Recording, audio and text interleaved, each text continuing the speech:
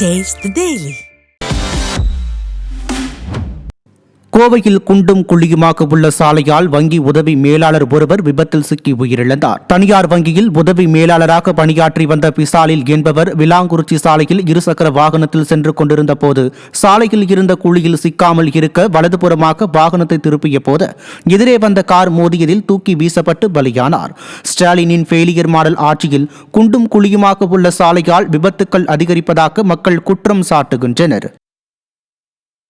திருவாரூர் மாவட்டம் முத்துப்பேட்டை பேரூராட்சி அலுவலகம் முன்பு ஏரி அருகே குப்பை கிடங்கு அமைப்பதற்கு எதிர்ப்பு தெரிவித்து தர்ணா போராட்டம் நடைபெற்றது. ஏரி ஓரமாக குப்பைகள் கொட்டப்படுவதால் நீர் மாசுபடுவதோடு நோய் தொற்று ஏற்படும் என்பதால் மங்களூரு ஏரி பகுதியில் குப்பை கிடங்கு அமைப்பதற்கு எதிர்ப்பு தெரிவித்து விவசாய சங்கங்களின் ஒருங்கிணைப்பு தலைவர் PR பாண்டியன் தலைமையில் தர்ணா போராட்டம் நடைபெற்றது. ஸ்டாலினின் ஃபெயிலியர் மாடல் அரசு விவசாயம் மற்றும் நீர்வள ஆதாரங்களை அளித்து வருவதாக பலரும் குற்றம் சாட்டுகின்றனர்.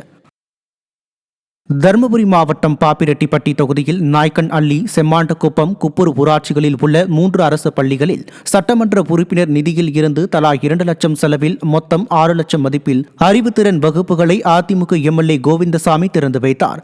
மாணவர்களுடன் கலந்துரையாடி அங்கன்வாடி குழந்தைகளுடன் மகிழ்ந்தார்.